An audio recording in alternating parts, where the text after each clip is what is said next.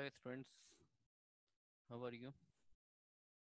आई hope आप सभी fine होंगे। हम लोग आज की क्लास में अपनी लास्ट क्लास का कंटिन्यूएशन करेंगे। लास्ट क्लास में हम लोग पढ़ रहे थे लॉजिकल मॉडलिंग टूल। ठीक है, लॉजिकल मॉडलिंग टूल हम लोग लास्ट क्लास में पढ़ रहे थे, तो उसी को हम लोग आगे पढ़ेंगे। ठीक है, लॉजिकल मॉडलिंग टूल। और ये आपके जो लॉजिकल मॉडलिंग टूल हम लोग पढ़ रहे हैं, ये आपका है पेज नंबर 85। जो बुक है आपके पास, इंफॉर्मेशन रिक्वायरमेंट एनालिसिस यूनिट 2। ठीक है, यूनिट 2 का ये यूनिट 2 चल रहा है आपका। यूनिट 2 में पेज नंबर 85 है लॉजिकल मॉडलिंग टूल्स। ठीक है, इसमें से हम लोगों ने लास्ट क्लास में पढ़ा था structure English statement. Structure English हम लोग पढ़ चुके हैं। इसके पहले वाली आप वीडियो देखेंगे तो आपको स्ट्रक्चर इंग्लिश उसमें मिल जाएगा। स्ट्रक्चर इंग्लिश क्या था? सिंपल सिंपल इंग्लिश स्टेटमेंट है, इजी इंग्लिश स्टेटमेंट है टू डू एनीथिंग। किसी भी स्टेप को, जैसे मान लीजिए आपको प्राइम नंबर परफॉर्म कराना है, प्राइम नंबर निकालना है, तो उसमें इंग्लिश स्टेटमेंट में जो आप एल्गोरिदम्स लिखते हैं उसी को हम क्या कहते हैं? स्ट्रक्चर इंग्लिश कहते हैं। सिंपल इंग्लिश हम जो भी लिखते हैं। ठीक है, अब हमारा जो next topic is decision table. ठीक है, ये आप लोग हेडिंग इसको डाल लीजिए, डिसीजन टेबल। डिसीजन टेबल क्या है? ये भी एक लॉजिकल मॉडलिंग टूल है। इसकी हेल्प से हम अपने प्रोग्रामिंग टीम को, अपनी जो हमारी प्रोग्रामिंग टीम होती है उसको हम, जो लॉजिक होती है वो लॉजिक से हम समझा सकते हैं। और लॉजिक एक, ये टेबल क्या रिप्रेजेंट करता है ना? लॉजिक लॉजिक परफॉर्म करता है। It represent the logic to do any action. कोई भी एक्शन परफॉर्म करना है, जैसे मान लीजिए आपको कोई एक्शन परफॉर्म करना है, मतलब कोई काम परफॉर्म करना है। जैसे मान लीजिए कि आपको प्रिंट करना है, तो अब आपको मान लीजिए एडमिट कार्ड प्रिंट करना है। तो एडमिट कार्ड प्रिंट करने के लिए क्या कंडीशन होनी चाहिए? तो आपका एक्शन है प्रिंट। Print admit card. आप सॉफ्टवेयर बनाना चाह रहे हैं, अब आप लॉजिक बना रहे हैं। पहले लॉजिक बनाते हैं, फिर हम सॉफ्ट प्रोग्रामिंग करते हैं, फिर सॉफ्टवेयर बनता है। तो प्रिंट करना है एडमिट कार्ड। अब एडमिट कार्ड के लिए आपको किस चीज़ की रिक्वायरमेंट होगी? आपको रिक्वायरमेंट होगी रोल नंबर की या एनरोलमेंट नंबर की। ठीक है, रोल नंबर या एनरोलमेंट नंबर। तो अगर रोल नंबर है तो एडमिट कार्ड प्रिंट कर दे, अगर रोल नंबर नहीं है तो एडमिट कार्ड ना प्रिंट करे। यानी कि कंडीशन क्या है कि रोल नंबर अगर अवेलेबल है तो प्रिंट करे, अगर अवेलेबल नहीं है तो ना प्रिंट करे।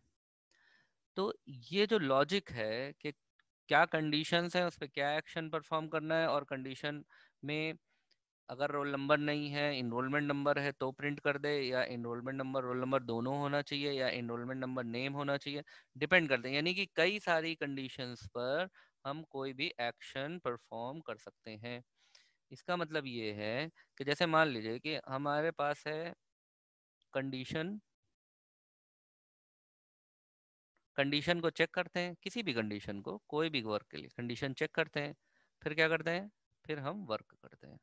मान ली चाय बनाना है, तो देखेंगे दूध है कि नहीं है। अगर है तो चाय बनेगी, नहीं है तो चाय नहीं बनेगी। तो कंडीशन चेक हो गई। एग्जाम देना है, एडमिट कार्ड है तो एग्जाम देने मिलेगा, एडमिट कार्ड नहीं है तो एग्जाम देने नहीं मिलेगा।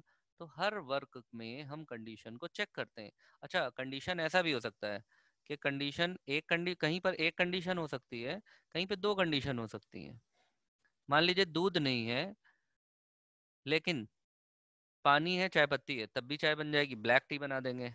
दूध है तो दूध वाली चाय बना देंगे। यानी कि कंडीशन वन, कंडीशन टू अगर है, अगर कंडीशन वन में वन पूरी हो रही है तब भी चाय बनेगी, टू पूरी हो रही है तब भी चाय बनेगी। यानी कि दोनों कंडीशन में चाय बन रही है। तो दो कंडीशन भी सही हो सकती हैं तब भी हम एक्शन परफॉर्म कर सकते हैं, दो कंडीशन गलत हो सकती हैं तब भी एक्शन परफॉर्म कर सकते हैं। यही कंडीशन तीन भी हो सकती है, यही कंडीशन चार भी हो सकती है। तो चार कंडीशंस अगर हैं, पांच कंडीशन है, छह एन कंडीशन, यानी कि किसी एन कंडीशन में भी हम वर्क करते हैं, वर्क को परफॉर्म करते हैं। लाइक जैसे मान लीजिए कि हमने कोई वर्क परफॉर्म करा और उसमें एन नंबर ऑफ कंडीशंस, जैसे मान लीजिए कि आपको कहीं जाना है, तो आपने कंडीशन रखी बाइक होगी तो चलेंगे, बाइक में पेट्रोल होगा होना चाहिए, बाइक होनी चाहिए, मौसम अच्छा होना चाहिए, जेब में पैसे होना चाहिए, टाइम होना चाहिए। 6 कंडीशन 7 कंडीशन आपने दे दी। अब ये आप कह रहे हैं ये सारी कंडीशन सही होगी तभी चलेंगे, इनमें से कोई भी एक अगर गलत है, मतलब बाइक भी है, पेट्रोल भी है, टाइम भी है, पैसे भी है, मौसम अच्छा नहीं है तो नहीं जाएंगे, यानी कि एक भी कंडीशन फॉल्स हुई तो हम नहीं जा रहे। तो इसका मतलब हो गया हम अपनी जिंदगी में जिस तरीके से कंडीशन बेस्ड वर्किंग करते हैं, कंडीशन बेस्ड वर्किंग, तो हमारा सॉफ्टवेयर भी वैसे ही करता है। जो भी हम सॉफ्टवेयर बनाएंगे, मान लिया रेलवे रिजर्वेशन है, तो रिजर्वेशन कब हो, जब नाम भी पता हो, गाड़ी का नाम पता हो, किस क्लास में जाना हो, एज पता हो, कहाँ से कहाँ तक जाना हो ये पता हो, तब रिजर्वेशन होगा। मान लीजिए आपने सब बता दिया और एक चीज नहीं बताई कि कहाँ से कहाँ तक जाना है, तब रिजर्वेशन होगा? नहीं होगा। यानी कि कंडीशन के बेस पे कंडीशन एक भी हो सकती है, दो भी हो सकती है, तीन भी, चार भी, पांच भी। और इन कंडीशनों में ये भी हो सकता है कि if all conditions are true then perform the work, if one condition is false then don't perform any work. ये भी हो सकता है if all condition all false then do the work. ये डिपेंड करता है हमारे ऊपर कि हम कंडीशंस पे कौन सा वर्क करते हैं और कौन सा वर्क नहीं करते हैं। तो काम करना है या काम नहीं करना है, यही कंडीशन, यही डिसीजन टेबल में शो होता है। अब डिसीजन टेबल बनती कैसे, इसको हम लोग देख लेते हैं। डिसीजन टेबल बहुत सिंपल है। डिसीजन टेबल में इस तरीके से आपके, जैसे मान लीजिए हमने यहाँ पे एक टेबल बना ली, बहुत सिंपल टेबल है, ऐसे ये हमने टेबल बना ली एक, ठीक है। ये डिसीजन टेबल में चार पार्ट होते हैं, चार पार्ट होते हैं, ठीक है। एक पार्ट जो है वो कहलाता है, ये वाला पार्ट जो कहलाता है ये कहलाता है कंडीशन स्टब, स्टब मतलब पार्ट, और ये कहलाता है कंडीशन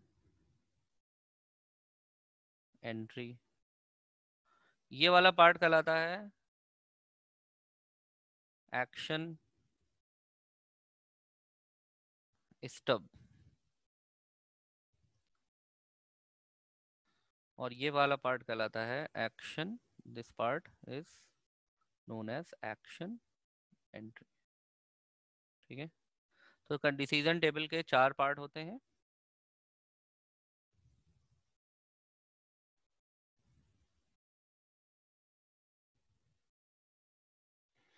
अब आप डिसीजन टेबल का नाम रखेंगे कि ये डिसीजन टेबल किस लिए बन रही है, name of decision table. Decision table में आप बता देंगे डेट, क्योंकि आप सॉफ्टवेयर बना रहे हैं ना, तो किस पोर्शन के लिए आप डिसीजन टेबल बना रहे हैं। आप सैलरी प्रिंट करने की डिसीजन टेबल बना रहे हैं, जैसे डीएफडी होती है ना, तो जिस डेट में आपने डीएफडी बनाई वो डेट होना चाहिए, डीएफडी का नाम होना चाहिए, उसी तरीके से डिसीजन टेबल का भी नाम होना चाहिए, डेट होना चाहिए।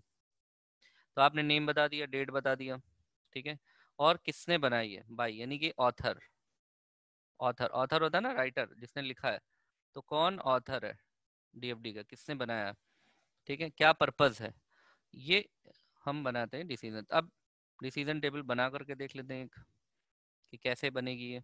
जैसे मान लीजिए कि एक डिसीजन टेबल है, हमने यहाँ पर बहुत इजी है डिसीजन टेबल, आपने इस तरीके से चार पार्ट बना लिए, ठीक है, चार पार्ट आपने बना लिए। यहाँ पर आपने कंडीशंस लिख दी,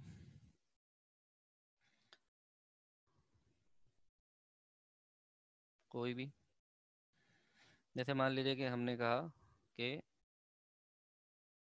अ, जैसे हमने कहा कि रोल नंबर है,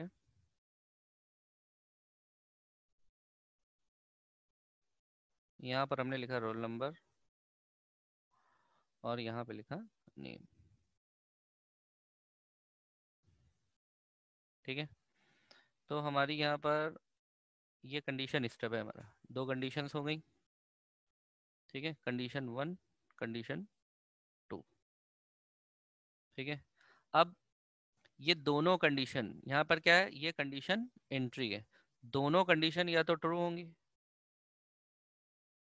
या तो दोनों कंडीशन क्या होंगी, फॉल्स होंगी, या फर्स्ट कंडीशन फॉल्स होगी सेकंड ट्रू होगी, या फर्स्ट ट्रू होगी और सेकंड फॉल्स होगी। ये कॉन्सेप्ट आप लोग जानते हैं ना। अब यहाँ पर एक्शन एंट्री है, जैसे एक्शन 1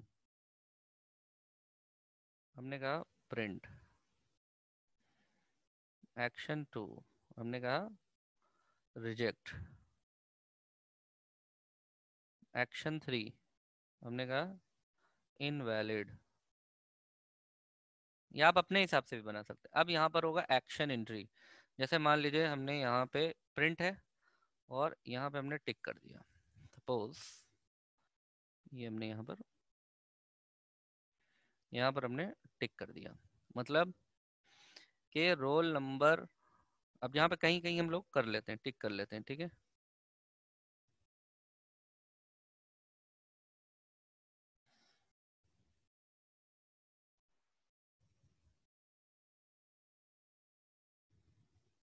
अब इसको समझिए, बहुत सिंपल सी चीज़ है, इसको थोड़ा सा समझने की कोशिश करिए। क्या कि अगर ये कंडीशन स्टब है, ये कंडीशन स्टब है, ये कंडीशन एंट्री है, ये एक्शन स्टब है, ये एक्शन एंट्री है। अब यहाँ पर बहुत सिंपलिसिटी से समझिए, क्या कह रहा है कि अगर, अब यहाँ पे देखिए कंडीशन रोल नंबर, ये टिक को फॉलो करिए, ये टिक क्या कह रहा है कि कब प्रिंट करो, जब कंडीशन 1 ट्रू हो और कंडीशन 2 भी ट्रू हो, यानी कि प्रिंट रोल नंबर भी हो और नेम भी हो तो प्रिंट कर दो। अब इसको देखिए दो पे, यहाँ पे कोई भी, यहाँ पर आप सब में क्रॉस मार दीजिए, बाकी में क्रॉस कर दीजिए, क्रॉस करिए चाहे मत करिए, यहाँ पे क्रॉस कर दीजिए, कुछ नहीं करना है। फिल कर रहे हैं हम इसको, हमने सारी फिल कर दी, हर एक के सामने देखिए फिल कर दीजिए आप। यानी कि जब फॉल्स हो दोनों कंडीशन फॉल्स अगर हो गई हैं तो एक्शन कौन सा परफॉर्म होगा, जब दोनों कंडीशन फॉल्स हो जाएंगी तो एक्शन क्या परफॉर्म होगा, इनवैलिड, तो इनवैलिड होगा।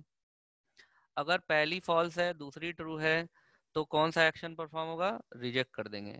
अगर पहला ट्रू है दूसरा फॉल्स है तो क्या कर देंगे, यानी कि रोल नंबर है नेम नहीं है तो भी क्या कर देगा, रिजेक्ट कर देगा।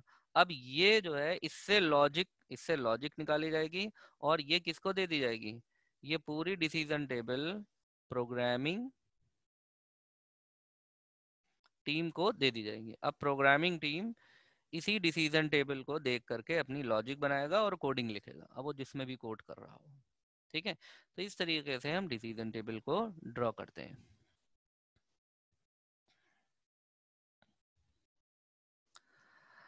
अब आ जाइए आप डिसीजन ट्री पर, डिसीजन ट्री,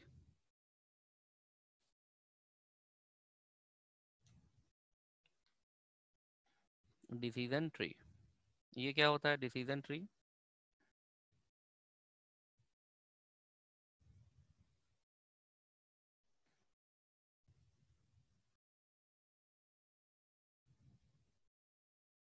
डिसीजन ट्री ये अपने हम आपको नेक्स्ट क्लास में बताएंगे कि डिसीजन ट्री क्या होता है, ठीक है। चलिए आज के लिए इतना ही काफ़ी है, फिर नेक्स्ट क्लास में हम आपको पढ़ाते हैं डिसीजन ट्री क्या होता है। That's it, thank you.